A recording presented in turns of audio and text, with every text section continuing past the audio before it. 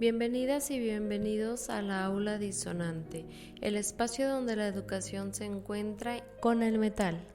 Aquí hablamos del aula, de la escuela, de la pedagogía, pero también del ruido, de la resistencia cultural, de las guitarras distorsionadas y de las ideas que incomodan. Hoy tenemos un episodio especial, un episodio dedicado a la rebeldía pedagógica de las mujeres, porque si algo ha demostrado la historia de la educación es que muchas de las transformaciones más profundas de la aula no nacieron desde los ministerios ni desde las burocracias educativas, sino desde las maestras que decidieron romper el molde, mujeres que cuestionaron lo que enseñaban, cómo se enseñaban y para qué se enseñaban. Mujeres que comprendieron que educar no es domesticar, educar es liberar. Y esa idea conecta profundamente con la tradición de la pedagogía crítica latinoamericana. Hoy hablaremos de mujeres que llevaron esa rebeldía al aula. Y mientras lo hacemos, vamos a acompañar este viaje con música creada por bandas de metal latinoamericanas, lideradas por mujeres. Porque la rebeldía también suena. Cuando hablamos de la didáctica de la rebeldía, no estamos hablando de la indisciplina ni de los caos en el aula. Estamos hablando de algo mucho más profundo. La rebeldía pedagógica es la capacidad de cuestionar el orden establecido cuando ese orden produce injusticias. En América Latina, la educación nunca ha sido neutral. La escuela ha sido muchas veces un espacio donde se producen desigualdades sociales, culturales y de género. Por eso, la pedagogía crítica latinoamericana plantea que el aula debe convertirse en un espacio de conciencia política, cultural y social. La pregunta central es esta: ¿la escuela forma personas que obedecen o personas que piensan?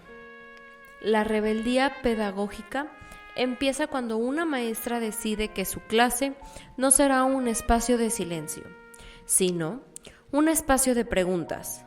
Mucho antes de que existiera el concepto de pedagogía crítica, ya había mujeres desafiando la estructura del conocimiento. Una de ellas fue Sor Juana Inés de la Cruz, una mujer del siglo XVII que defendió el derecho de la mujer a estudiar y a producir conocimiento. En su famosa carta respuesta de Sor Filotea, Sor Juana defendió el derecho de las mujeres a aprender y cuestionó el monopolio masculino del saber. Sor Juana no fue profesora del sentido moderno, pero sí fue algo más peligroso. Fue una intelectual rebelde, una mujer que entendió que el conocimiento es poder y que negar la educación a las mujeres era una forma de dominación. Si Sor Juana viviera hoy, probablemente sería la profesora que incomoda a la administración escolar, la que hace preguntas incómodas, la que invita a leer a autores que no aparecen en el programa oficial. Otra figura fundamental es Gabriela Mistral, la poeta chilena, Premio Nobel de Literatura, también fue maestra, y su pensamiento educativo era profundamente transformador. Mistral entendía que la educación debía formar personas sensibles, críticas y comprometidas con la comunidad. Para ella, enseñar no era repetir contenidos, era enseñar con el ejemplo, con la palabra y con la actitud. Gabriela Mistral participó incluso en reformas educativas en México durante el siglo XX. Su idea central era simple: la educación debe formar seres humanos completos, no solo trabajadores, ni solo ciudadanos obedientes, sino personas capaces de sentir el mundo. Una de las pensadoras latinoamericanas más influyentes del presente es Rita Segato, antropóloga, feminista argentina. Su trabajo analiza la estructura de la violencia y el poder en América Latina. Segato plantea que la violencia de género no es un problema individual, es una estructura del poder cultural. Llevando al aula, esto significa algo importante. La escuela no puede ignorar el problema del patriarcado. La educación tiene que enseñar a identificar las estructuras de dominación. Una clase de historia, una clase de literatura o una clase de ciencias también puede convertirse en un espacio para cuestionar esas estructuras. Ahí aparece nuevamente la didáctica de la rebeldía. Las pedagogías feministas han desarrollado ideas fundamentales para transformar la educación. Entre ellas, la educación debe reconocer las experiencias de la vida de las mujeres. El conocimiento no es neutral. El aula es un espacio político. Estas ideas dialogan con la tradición de la pedagogía crítica latinoamericana, que plantea que la educación debe construir a la transformación social. En esta perspectiva, enseñar no es solo transmitir información, es construir conciencia. La didáctica de la rebeldía no siempre aparece en libros, a veces aparece en acciones pequeñas. Una maestra que permite que sus estudiantes cuestionen. Una profesora que introduce música, arte o cultura alternativa en el aula. Una docente que decide escuchar a sus estudiantes. La rebeldía pedagógica no siempre hace ruido. A veces es silenciosa, pero siempre transforma. Vamos a hacer una breve pausa para recordarles que están escuchando Aula Disonante. Los temas los ponen ustedes. Si quieren participar en el programa, tienen algún comentario o simplemente algo que decir, este espacio es para ustedes. Pueden encontrarnos en Instagram y Facebook como Aula Disonante. También pueden escribirnos a auladisonante@gmail.com. Y recuerden, estamos en YouTube, Spotify y también iVoox. Únanse y hagan que crezca esta bonita comunidad. Estamos de regreso en Aula Disonante, el espacio donde el pensamiento crítico se mezcla con guitarras distorsionadas y donde el aula deja de ser un lugar de silencio para convertirse en un lugar de preguntas. Durante siglos, el conocimiento fue un territorio vigilado. No cualquiera podría acceder a él, mucho menos las mujeres. En Europa medieval, por ejemplo, las universidades nacieron como instituciones profundamente masculinas. Las mujeres no podrían estudiar, ni enseñar, ni participar en los debates intelectuales que definían el rumbo del conocimiento. Sin embargo, incluso en esos contextos aparecieron mujeres que se negaron a aceptar una exclusión.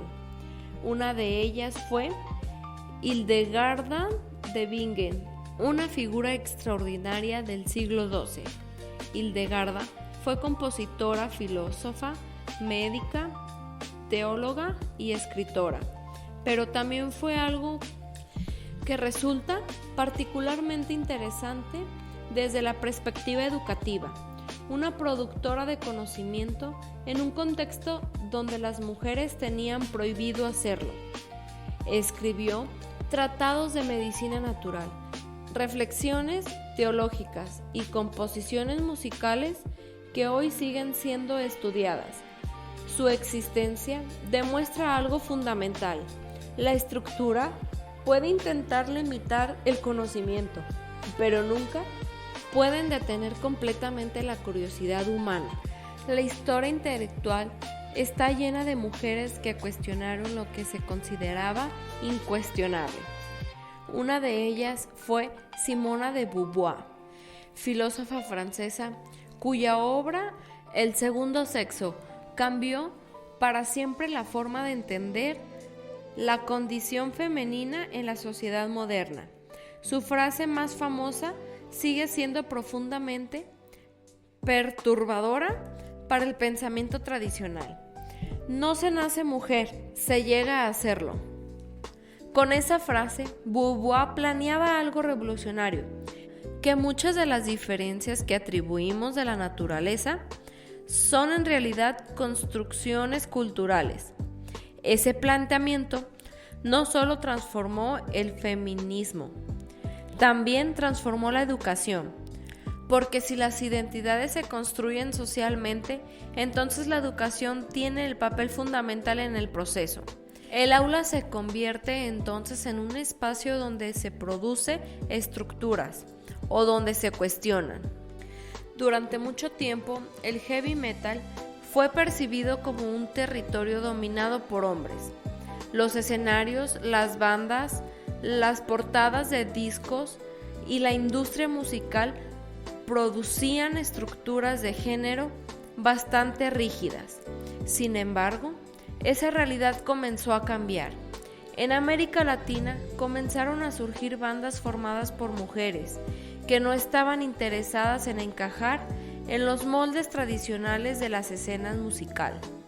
Bandas como Nervosa, originaria de Brasil, demostraron que en el thrash metal podían tener una fuerza devastadora sin necesidad de reproducir estereotipos. Su sonido es rápido, agresivo y técnicamente sólido, pero más allá de lo musical, su existencia tiene un significado cultural profundo. Cada vez que en una banda femenina conquista escenarios internacionales dentro de un género históricamente masculinizado, está transformando la cultura, está reescribiendo las reglas del juego. Algo parecido ocurre con la banda brasileña Crypta, que en pocos años logró posicionarse como una de las propuestas más interesantes del death metal contemporáneo. Su música no busca ser metal femenino, busca ser metal contundente, oscuro, preciso, y eso en sí mismo es un gesto político. Hay una idea profundamente arraigada en muchos sistemas educativos, la idea de que educar es disciplina. La disciplina escolar en muchos contextos ha sido entendida como silencio. El estudiante escucha, el maestro habla, el conocimiento se transmite de arriba hacia abajo. Pero en esa visión ha sido cuestionada por múltiples corrientes pedagógicas, entre ellas las pedagogías críticas.